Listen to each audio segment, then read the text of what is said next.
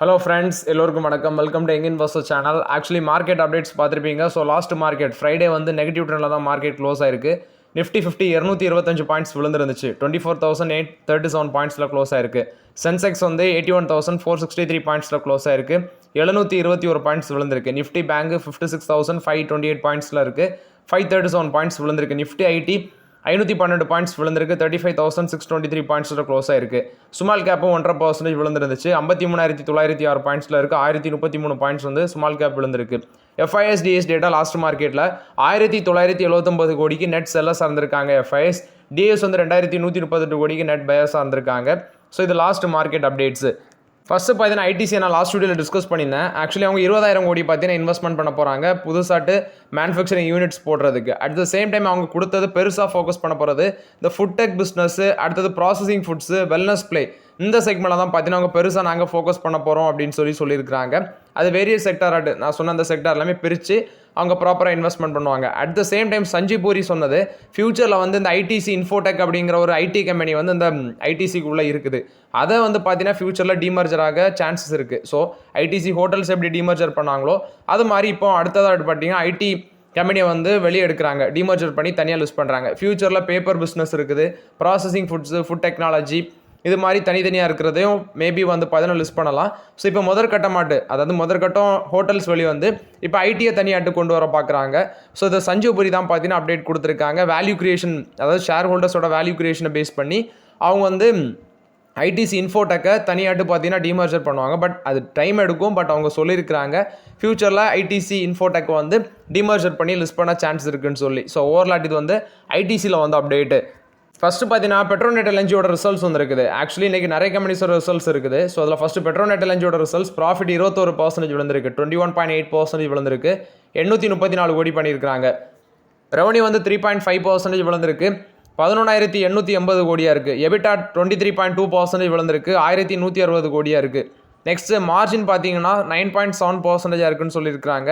அதுவும் பார்த்தீங்கன்னா 12.2%லேருந்து 9.7% குறைஞ்சிருக்கு. நான் இதை கம்பேர் பண்ணது குவார்டர் பேசிஸில் கம்பேர் பண்ணி தான் சொல்கிறேன். ஸோ இந்த குவார்டர்லேயும் ரிசல்ட்ஸ் பார்த்தீங்கன்னா பெட்டராக இல்லை பெட்ரோநெட் எல்என்ஜியோடது. ஸ்டாக் ப்ரைஸ் 302 ரூபாவில் இருக்குது. லாஸ்ட் மார்க்கெட்டில் 1.5% நெகட்டிவில் தான் இருந்துச்சு. இதெல்லாம் 250 கீழே, அதாவது 250 ரூபாய் கீழே இருக்கும்போது நான்லாம் பார்த்தது. ஸோ இப்போதைக்கு வெயிட் பண்ணுங்கள், எகெயின் அந்த லெவலுக்கு கீழே வரும்போது பார்த்துக்கலாம். இது வந்து பார்த்தீங்கன்னா பெட்ரோநெட் எல்என்ஜி போஸ்ட் பண்ண ரிசல்ட்ஸ் அப்டேட்டு. பேங்க் ஆஃப் பரோடாவோட Q1 ரிசல்ட்ஸ் வந்துருக்கு. ப்ராஃபிட் 1.8% இன்க்ரீஸ் ஆயிருக்கு. 4,541 கோடி பண்ணியிருக்காங்க. டோட்டல் இன்ட்ரெஸ்ட் இன்கம் 4.9% இன்க்ரீஸ் ஆயிருக்கு. 31,091 கோடியாக இருக்குது. நெட் இன்ட்ரெஸ்ட் இன்கம், பேங்கோட நெட் இன்ட்ரெஸ்ட் இன்கம் 1.4% விழுந்திருக்கு. 11,435 கோடியாக இருக்குது. குளோபல் நெட் இன்ட்ரெஸ்ட் மார்ஜின் 2.91% குறைஞ்சிருக்குது. 2.91% இருக்குது. டொமஸ்டிக் நெட் இன்ட்ரெஸ்ட் மார்ஜின் 3.06% இருக்குது. Asset quality gross non performing asset 2.88%லேருந்து 2.28% குறைஞ்சிருக்கு. நெட் என்பே 0.69%லேருந்து 0.68 குறைஞ்சிருக்குன்னு சொல்லியிருக்கிறாங்க. ரிஸ்க் வெயிட்டேஜ் அசெட் 17.61% இருக்குது. 16.82%லேருந்து இந்த ரேஞ்சே குறைஞ்சிருக்குன்னு சொல்லியிருக்கிறாங்க. பட் இந்த ஸ்டாக்கில் நான் ஃபோக்கஸ் பண்ணுறது கிடையாது, PSU பேங்க்கு. ஸோ ரிசல்ட்ஸ் பார்த்தீங்கன்னா கொஞ்சம் பெட்டராக பண்ணியிருக்கிற மாதிரி இருக்குது. ஆனால் இது asset quality year on year பேசிஸில் குறைஞ்சிருக்குது. ஆனால் குவார்டர் பேசிஸில் என்னன்னு தெரில. ஆனால் ரிசல்ட்ஸ் பார்த்தீங்கன்னா ஒரு ஆவரேஜாக பண்ணியிருக்காங்க. ப்ராஃபிட் 1.5% இன்க்ரீஸ் ஆயிருக்கு.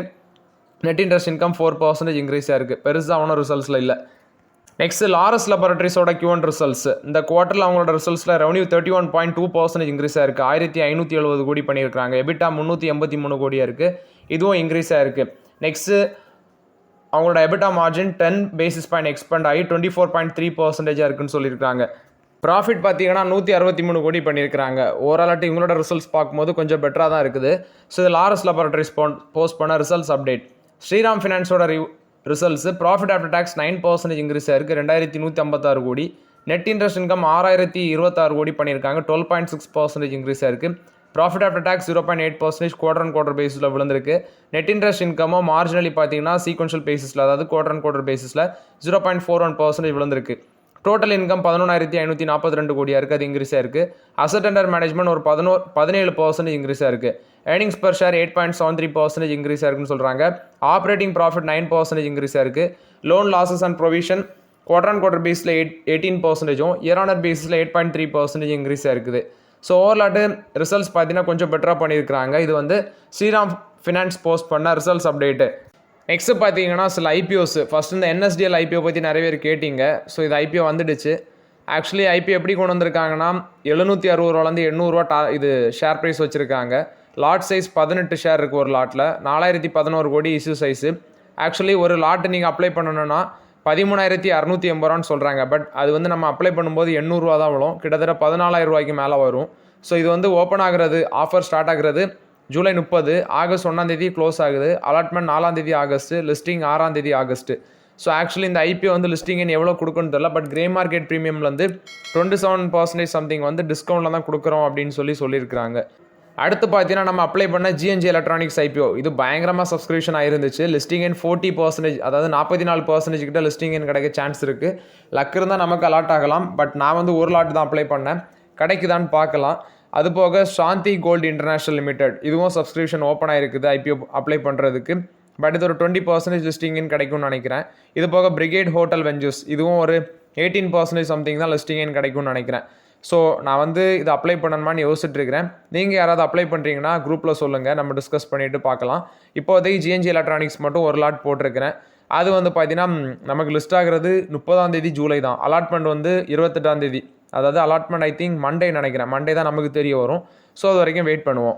எஸ்பிஐ கார்டோட Q1 ரிசல்ட்ஸ். நெட் ப்ராஃபிட் 6% விழுந்திருக்கு. இதில் வந்து 556 கோடி ப்ராஃபிட், 6% காலி. நெட் இன்ட்ரெஸ்ட் இன்கம் 13.8% இன்க்ரீஸ் ஆயிருக்கு. டோட்டல் இன்கம் ஒரு 12% இன்க்ரீஸ் ஆயிருக்கு. இன்ட்ரெஸ்ட் இன்கம் 12% இன்க்ரீஸ் ஆயிருக்குது. Fee and commission income 13% increase ஆயிருக்கு. ஏர்னிங்ஸ் பிஃபோர் கிரெடிட் காஸ்ட் ஒரு 11% இன்க்ரீஸ் ஆயிருக்கு.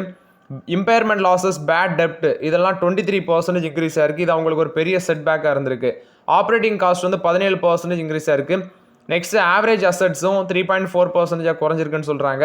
ரிட்டர்ன் ஆன் ஆவரேஜ் ஈக்விட்டி 15.8 குறைஞ்சிருக்குது. கார்டு இன் ஃபோர்ஸ் அது 10% இன்க்ரீஸ் ஆயிருக்கு. நியூ அக்கௌண்ட் அடிஷனும் பார்த்தீங்கன்னா குறைஞ்சிருக்கு.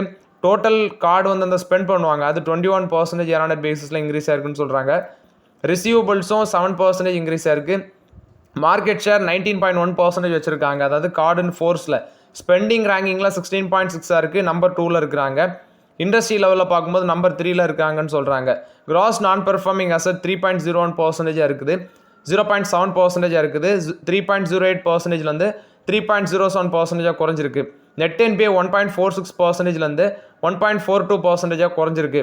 கேபிட்டல் அடிக்யூசி ரேஷியோ 23.2% இம்ப்ரூவ் ஆயிருக்கு.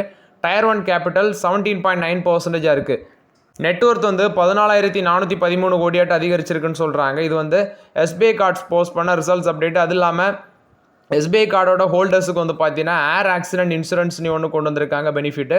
இது ஆகஸ்ட் 11 கொண்டு வராங்க. ஸோ நீங்கள் அதில் அஃபெக்ட் ஆனால் இதை நீங்கள் யூஸ் பண்ணிக்கலாம்னு சொல்லியிருக்காங்க. இதுவும் எஸ்பிஐ கார்ட்ஸில் வந்து அப்டேட்டு. பட் இப்போதைக்கு எஸ்பிஐ கார்ட்ஸில் நான் ஃபோக்கஸ் பண்ணலை. நெக்ஸ்ட் டாடா கெமிக்கல்ஸோட ரிசல்ட்ஸ். ப்ராஃபிட் 68% இன்க்ரீஸ் ஆயிருக்கு இந்த குவார்ட்டரில். மார்ஜின் எக்ஸ்பேண்ட் ஆனதுனால ப்ராஃபிட் இன்க்ரீஸ் ஆயிருக்கு. 252 கோடி ப்ராஃபிட். ரெவன்யூ 1.8% விழுந்திருக்கு, 3719 கோடி. எபிட்டா 13% இன்க்ரீஸ் ஆயிருக்குது, 649 கோடி. எபிட்டா மார்ஜின் 17.4% எக்ஸ்பேண்ட் ஆயிருக்குன்னு சொல்கிறாங்க. ஆக்சுவலி இந்தியா, சைனா அங்கே டிமாண்ட் கண்டிஷன் கொஞ்சம் ஸ்டேபிளாக இருந்திருக்கு. பெருசாக குளோபல் லெவலில் அஃபெக்ட் ஆகாததுனால ஓரளவு பார்த்தீங்கன்னா ப்ராஃபிட் பண்ணியிருக்காங்க. அட் த சேம் டைம் வந்து மார்ஜின் இன்க்ரீஸ் ஆனதுனால இதை பண்ணியிருக்கிறாங்க. நெக்ஸ்ட் டெப்ட் பார்க்கும்போது நெட் டெப்ட் 4,972 கோடியாக இருக்குது. எக்ஸ்க்ளூடிங் லீஸ் வந்து ஒரு 760 கோடி இருக்குன்னு சொல்கிறாங்க. இது டாடா கெமிக்கல்ஸ் போஸ்ட் பண்ண results update. Next Bajaj auto. இவங்களோட ராஜீவ் பஜாஜ், அதாவது பஜாஜ் ஆட்டோட ராஜீவ் பஜாஜ் என்ன சொல்கிறாருன்னா, இப்போ சைனாவில் இந்த ரேர் எர்த் மேக்னெட்டோட இம்போர்ட் வந்து குறையுது. அவங்க சில ரெஸ்ட்ரிக்ஷன் போட்டிருக்காங்க. நம்ம வந்து ப்ரொடக்ஷனை ஸ்டார்ட் பண்ணலாம் அப்படின்னு ஒரு பிளான் போட்டாலும் அது வந்து இப்போ உடனெல்லாம் பண்ண முடியாத, டைம் எடுக்கும். ஸோ இவர் ஒரு வார்னிங் கொடுக்குறாரு. ஆகஸ்ட்டில் வந்து இவி ப்ரொடக்ஷன் 0க்கு போகலாம் அந்த ரேர் எர்த் மேக்னெட் ஷார்ட்டேஜ்னால அப்படின்னு சொல்லி அவர் ஒரு அப்டேட்டை கொடுத்துருக்காங்க. ஸோ அதனால் சைனா கவர்மெண்ட் கூட பேசி அந்த ரேர் எர்த் மேக்னெட் இம்போர்ட்டுக்கான வழியை பார்க்கணும் அப்படின்னு அவர் சொல்லியிருக்கிறாரு. அப்போ தான் ஆகஸ்ட்டில் பார்த்தீங்கன்னா நம்ம அந்த இவி ப்ரொடக்ஷனை ஷார்ட்டேஜ் இல்லாமல் கண்டினியூ பண்ண முடியும் அப்படின்னு சொல்லியிருக்காரு. இது வந்து பஜாஜ் ஆட்டோட ராஜீவ் பஜாஜ் கொடுத்த அப்டேட்டு. பாரத் எலக்ட்ரானிக்ஸ் லிமிடெட் இவங்க 1640 கோடி ஒர்த் ஆஃப் ஆர்டர் வின் பண்ணியிருக்காங்க டிஃபென்ஸ் மினிஸ்ட்ரிட்டேருந்து. Air defence, fire control, radars இதெல்லாம் பார்த்தீங்கன்னா இந்தியன் ஆர்மி, ஏர்ஃபோர்ஸுக்கு சப்ளை பண்ணுறதுக்கு டோட்டலாட்டு 1640 கோடி ஒர்த் ஆஃப் கான்ட்ராக்ட் வின் பண்ணியிருக்காங்க. இது வந்து பாரத் எலக்ட்ரானிக்ஸ் லிமிடெடுக்கு ஒரு பாசிட்டிவ் அப்டேட்டு. நெக்ஸ்ட் பார்த்தீங்கன்னா ஐடிஎஃப்சி ஃபர்ஸ்ட் பேங்கோட Q1 ரிசல்ட்ஸ் நாளைக்கு வருது. ஸோ இப்போ அதோட ப்ரிவியூ வந்துருக்குது. ப்ராஃபிட் ஆஃப்டர் டேக்ஸ் 68% விழுன்னு சொல்கிறாங்க. நெட் இன்ட்ரெஸ்ட் மார்ஜின் ப்ரெஷரில் இருக்கும். At the same time higher credit cost இதெல்லாம் பார்த்தீங்கன்னா அவங்களோட ரிசல்ட்ஸில் இம்பாக்ட் ஆகும்னு சொல்கிறாங்க. ப்ராஃபிட்டபிலிட்டியும் ப்ரெஷரை ஃபேஸ் பண்ணுது. லோன் அண்ட் டெபாசிட் க்ரோத் வந்து ஸ்ட்ராங்காக இருக்கும் அப்படின்னு சொல்லியிருக்காங்க. அது மட்டும் தான் ஒரு பாசிட்டிவ் அப்டேட்டாக இருக்குது.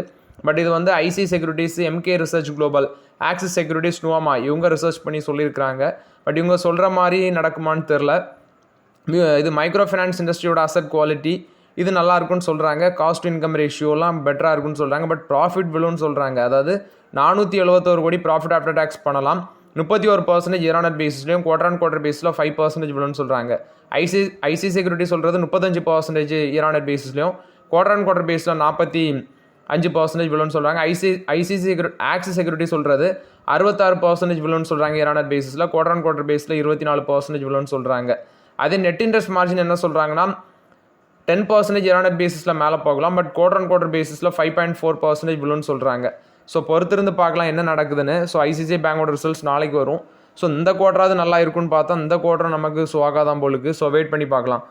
நெக்ஸ்ட் பார்த்தீங்கன்னா தமிழ்நாடு மெர்கண்டைல் பேங்கோட ரிசல்ட்ஸ். ப்ராஃபிட் 6% இன்க்ரீஸ் ஆயிருக்கு, 305 கோடி பண்ணியிருக்காங்க. At the same time net interest income 2.3% increase ஆயிருக்கு, 580 கோடியாக இருக்குது. அசட் குவாலிட்டி பார்த்தீங்கன்னா இம்ப்ரூவ் ஆயிருக்குன்னு சொல்கிறாங்க. 1.25%லேருந்து 1.22% குறைஞ்சிருக்கு. Cross NBA quarter on quarter பேஸில், நெட் என்பிஏ 0.36%லேருந்து 0.33% குறைஞ்சிருக்குன்னு சொல்லியிருக்காங்க. ஸோ தமிழ்நாடு மெர்கண்டைல் பேங்கோட ரிசல்ட்ஸ் கொஞ்சம் பெட்டராக இருக்குது. அசட் குவாலிட்டி தான் பெட்டராக இருக்குது. பட் ப்ராஃபிட் வெறும் 6% தான் இன்க்ரீஸ் ஆயிருக்கு. நெட் இன்ட்ரெஸ்ட் இன்கமும் 2% தான் இன்க்ரீஸ் ஆயிருக்கு. இது போக இந்த பேங்க்கில் இந்த ஸ்டாக் ப்ரைஸ் மேலே போனதாட்டு சரித்திரமே இல்லை மாதிரி இருக்குது. என்ன ரீசன்னா யூனியன் பிரச்சனை போய்ட்டுருக்குது. அது ஒன்று தான் பிரச்சனை. அது கிளியர் ஆனால் தான் இந்த ஸ்டாக் பார்த்தீங்கன்னா மேலே போகும். ஸோ இது தமிழ்நாடு மெர்கண்டைல் பேங்க் போஸ்ட் பண்ண ரிசல்ட்ஸ் அப்டேட்டு. 455 தான் ட்ரேட் ஆகிட்டு இருக்குது. 6 times தான் ஏர்னிங்ஸில் இருக்கிறாங்க. முன்னாடியே கன்சிடர் பண்ணி அதே ரேஞ்சில் தான் இருக்குது. பெருசாக மூமெண்ட்ஸ் எதுவுமே இல்லை. ஸோ பிரச்சனை தான், யூனியன் பிரச்சனை என்றைக்கு முடியுதோ அன்றைக்கி தான் பார்த்தீங்கன்னா அந்த பங்கு வந்து மேலே போகும். ஸோ இது தமிழ்நாடு மெர்கண்டைல் பேங்க் கொடுத்த update. So okay friends, actually இந்த வீடியோவில் சில இம்பார்ட்டன்ட் அப்டேட்ஸ் எல்லாமே டிஸ்கஸ் பண்ணோம். ஸோ இந்த வீடியோவில் விடுபட்ட ரிசல்ட்ஸ் எல்லாமே சாட்டர்டே வந்து எப்படி 2 வீடியோ டிஸ்கஸ் பண்ணலாம். ஸோ அதில் டிஸ்கஸ் பண்ணிக்கலாம். ஸோ ஓகே ஃப்ரெண்ட்ஸ், இந்த வீடியோ உங்களுக்கு பயனுள்ளதாக இருந்துச்சுன்னா லைக் பண்ணுங்கள், சப்ஸ்கிரைப் பண்ணுங்கள், கமெண்ட் பண்ணுங்கள். Okay friends, thank you.